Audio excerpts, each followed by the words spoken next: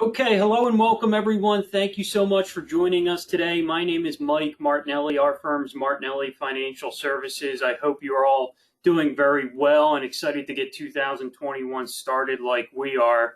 Today, we hope to provide you with a 2020 market wrap up as well as an outlook for 2021. And obviously, 2020 was an interesting year, not only for the markets, but of course, outside the markets as well, from the market lows in March to the current values at all-time highs. The markets has certainly had its extremes like the world as well. So today we're thrilled to be joined by Matt Potter of SEI Investments. Matt is a chartered financial analyst who, along with his team, has the pulse of the market at their fingertips. So Matt, thank you so much for joining us today. Oh, my pleasure. So Matt, let's jump right into it. And, one of the big questions we've had over the last couple of weeks as our clients read a lot of information out in the marketplace is when you read investment outlooks from a number of different firms, they're really all very positive. Is that the outlook for SEI as well, a positive 2021?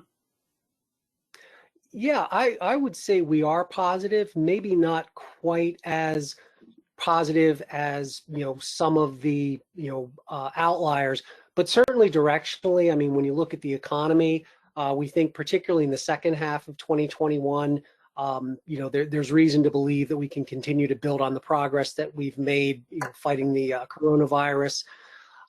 When you look at the market, I think it depends sort of what parts of the market you're looking at.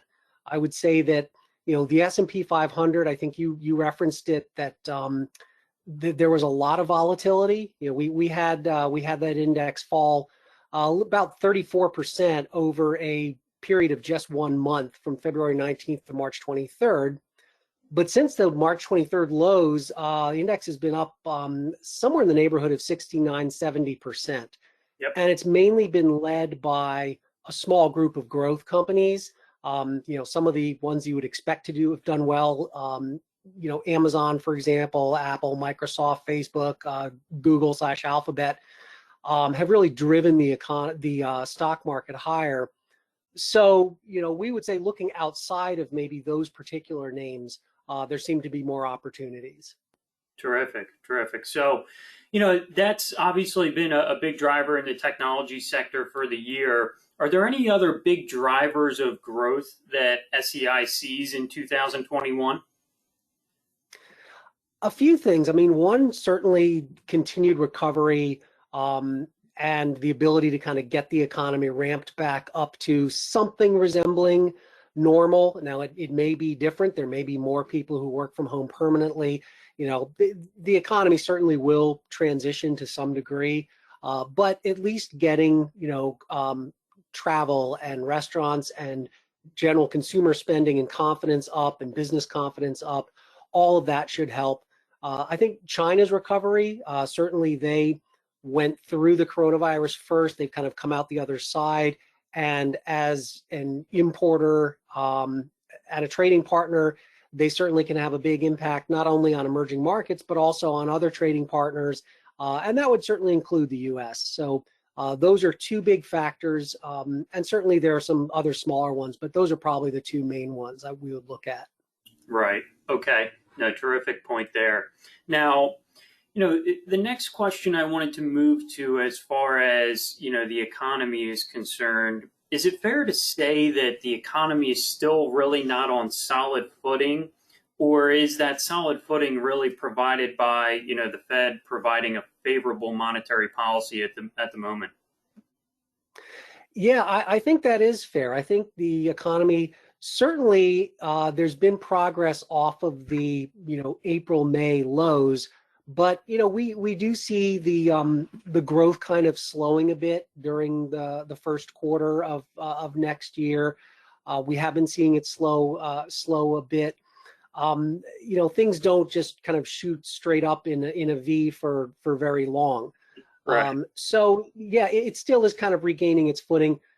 Definitely the actions on the part of the Federal Reserve were truly unprecedented, and that's a word we've heard a lot this year, but it is accurate in that sense.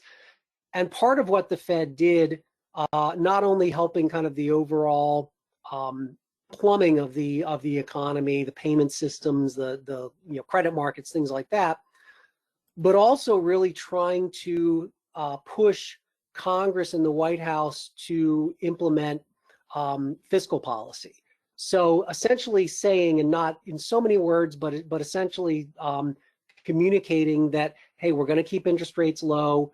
If you issue more debt, which you need to do, we're going to buy it and put it on our balance sheet, really setting the table for more fiscal stimulus. That was something that the Fed did, which I think didn't get as much attention, but certainly was a positive factor. And all of that, all of that certainly helps, but it is ultimately going to be dependent on progress against the coronavirus, and it will be more of a gradual, longer term process. Right. And that's something where, the unprecedented recovery we saw in, May, June, July, and throughout the rest of the year, like you said, really was helped by the Fed and their favorable policies here going forward. So that is another great point.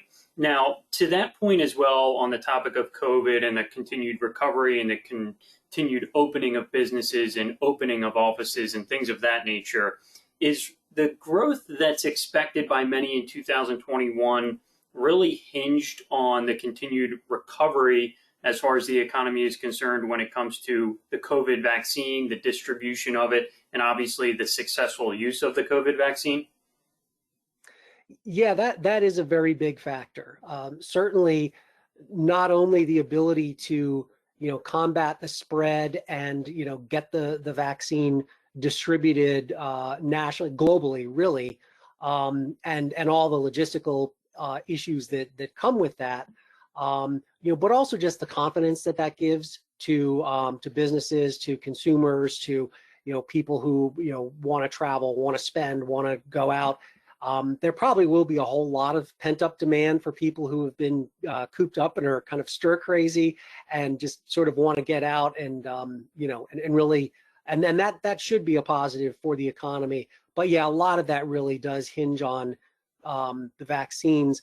The good news there is, we've had approval of a few so far. There probably were something like 50 vaccines that were in clinical trials recently, and so there will likely be more coming. Obviously, we don't know exactly how many are going to be successful, but the more vaccines that come out, that may help with the distribution. You won't necessarily have to have extremely cold storage, for example, and that certainly helps on the logistical side, getting to more remote areas, and really as we try to get it out to a very large population, which is something we've never done in our history. Hopefully that will continue to help that effort. Right. And to do so to a very large population, distribute that vaccine in a timely manner is a big challenge, which so far looks to be going very smoothly, which is outstanding. And, I certainly agree with you. We've seen some consumer spending numbers, not to get off topic, come in over the last couple months stronger than expected. You would think as things get more so back to normal, those consumer spending numbers only continue to go higher and higher and higher, and obviously help drive the economy further. So moving on to a little bit of a different topic, obviously the Biden presidency has been a big question for a lot of our clients going forward. And what is Biden's presidency going to bring to the market? Are they going to put, new reforms in place, so on and so forth? The question I have for you, Matt, does a Biden presidency with an assumed Republican Senate and a Democratic House provide the type of gridlock in Washington that is going to be favorable to the markets? It seems like that probably is the most favorable scenario, at least in terms of the market reaction to following the election. And I think it is important, as you pointed out, to look not just at who's in the White House, but who controls the House and the Senate. Legislation starts in the House, it goes to the Senate for approval and for tweaking, and then ultimately lands on the president's desk for signature or veto. So really the composition of the House and Senate matter a lot. The Senate, obviously, as everyone knows, there are still 2 runoff races in Georgia. Results remain to be seen there. But, even if, let's assume even for the sake of argument that both of the Democrats win, that still would put the Senate at only 48 Democrats, 2 independents, Angus King and Bernie Sanders, who caucus with the Democrats, and then Vice President Harris as the tiebreaker. So any legislation that would go through not only would have to be met with approval by, let's say, Bernie Sanders and Elizabeth Warren, but also by people such as Joe Manchin and Kirsten Sinema. Not all Democrats are kind of necessarily on the same page. There is a variety of stances towards certain types of reform that may or may not take place. And I think it also is important to remember that you are looking at a Biden presidency. Those of us in the Philadelphia and Delaware area know, Joe Biden has been a very business-friendly Democrat for a number of years. Whether it's the credit card industry, we certainly saw very good economic growth under the Obama administration, and we didn't see some of the legislation against Wall Street firms that some people had feared. So I think it's probably fair to say that the checks and balances that exist within Washington, D.C., and I think the inclination of this administration to really want to help boost the economy, all of that should be a favorable backdrop in terms of policy coming out of Washington, D.C. Okay, great. Well, moving right along here, there's a few other topics I want to cover with you, and then we'll wrap up as well, as we hope to keep it brief today. And obviously, if anyone has any more detailed questions, please feel free to reach out to our office, as we'd be happy to answer those individual questions you may have. But, are there any large factors in the market, Matt, that SEI is monitoring, saying, hey, this may derail any growth in the market in 2021? Yeah, we always want to look at all the available evidence that's out there. We don't want to be permanently bullish or permanently bearish, but we also don't want to overreact to things. I think I heard it in a different context, but I think the advice, worry about everything, panic about nothing, is probably good advice in a lot of areas of life, not just in the economy and markets. But yeah, there are always things that could potentially, derail. Even if temporarily, the economy and the stock market, the rollout of the vaccine, we talked about it before, this is going to be a very big logistical undertaking, and how smoothly that will go, what kinds of potential side effects there could be with some of the vaccines, how many people might be concerned about it and not want to get the vaccine. All of those can potentially have some kind of impact, and we still don't know exactly how that's going to shake out. You look over in Europe, they finally came to a conclusion about Brexit after many years. We'll have to see how that unfolds and kind of if there are unintended consequences there. We talked a little bit about technology. Will there be more litigation in that area? That's an area where many companies have been able to really have a fair amount of freedom and maintain pretty high profit margins. Will that continue? We don't yet know. And then when you look at the markets themselves, certainly again, some areas have done very well, some areas have trailed, and we wouldn't be surprised if there were a bit of a rotation into some of the areas that have lagged a bit. Value stocks, for example, more cyclical types of companies. Stocks of international stocks potentially, some of the areas that have been left behind. But it's important to look at market behavior and see, are investors becoming more speculative? In some ways, there are some signs of that, and not necessarily enough to panic about. But we've seen Bitcoin, for example, do extremely well. We have seen strong performance from some of the smaller, lower quality stocks within the smaller cap universe, kind of the so-called junk rallies that we sometimes see. A bit of that too in the emerging market environment. And we've seen strength in some of the larger stocks that are very expensive, that are trading at over 100 times earnings. Now, some of that is normal. When you get a market recovery, people kind of want to load up. They want to get as bullish as possible and be aggressive. But if that continues for a long period, that can really result in a bubble. And so that's something else that you want to look at is, how are the markets responding? How are they doing? Is there a disconnect either on the upside or the downside between company fundamentals and market valuations? So we're always looking at those factors. There is a lot that is unknown and unknowable, and so we tend to really prefer more diversified portfolios as one of your better defenses against what you can and can't know. But again, ultimately, I would say we do lean more towards the positive, but we always are keeping an eye out for what potential risks and concerns are out there. Absolutely. So, taking a step back to one of your comments, Matt, when we look at the technology sector, as you mentioned, that has really been a big driver of growth in the markets this year. The first question on technology, does SEI see that continuing to go higher in 2021? I mean, you look at some of these companies that have had 20, 30% growth years in 2019 and maybe even 40, 50% growth years in 2020. How much longer can it keep up, I guess, is the question, right? Is that something SEI sees continuing to go higher? I would say, nothing really goes in a parabolic direction forever. Now, the kinds of technology companies that we have today, certainly it's not like what we saw in 1998, 99. We don't have the .coms. These are very profitable companies. They've generated a lot of free cash flow. Even if they do maybe give up their spot as market leaders, we're not necessarily thinking that they could, plummet or anything like that.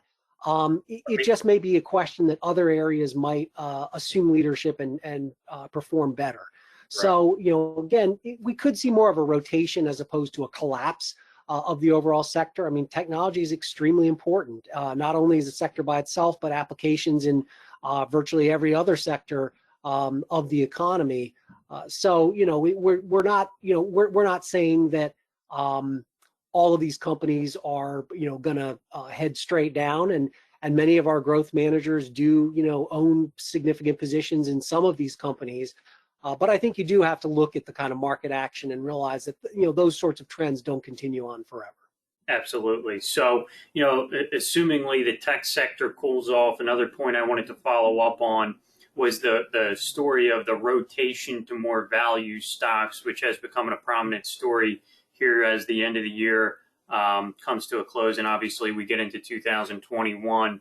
Is that value sector that has really underperformed in the last year and a half, is that something SEI sees as a sector to keep an eye on for 2021 as maybe a sector that might outperform some of its peers when you talk about, large cap value stocks in particular? We do think that, yes, we do.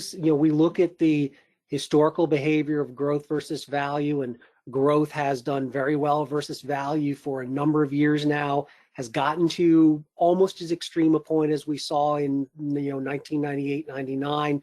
Now, just because you have that doesn't mean that you're instantly going to see mean reversion, but it does look like the table is being set for some of the more cyclical, less expensive companies, areas like financials or materials or industrials, things like that, potentially to do well. And we're not necessarily saying bet on an entire sector or anything like that. We do think there is a place for active management. There's a place for the managers we hire to see where are they finding attractive opportunities. And again, it also doesn't mean abandon all of your growth and tilt everything towards value. Right. But within our active strategies, we are leaning a little bit more towards value just because it does look attractive. The fundamentals still look good there. There are a lot of value names that are cheap that deserve to be cheap, but there are also a lot of value names that do look undervalued, underappreciated relative to where we think they could be. So yes, that's an area that we're certainly looking at and are optimistic about going forward. Okay, absolutely, and we'll certainly keep an eye on that going forward. And we've been talking obviously a lot about the stock market here. Let's touch on the bond market just for a moment. Any brief insights on the bond market for 2021? Yeah, obviously a lot of it is going to be driven by the Federal Reserve, and they certainly seem intent on keeping rates low for several years.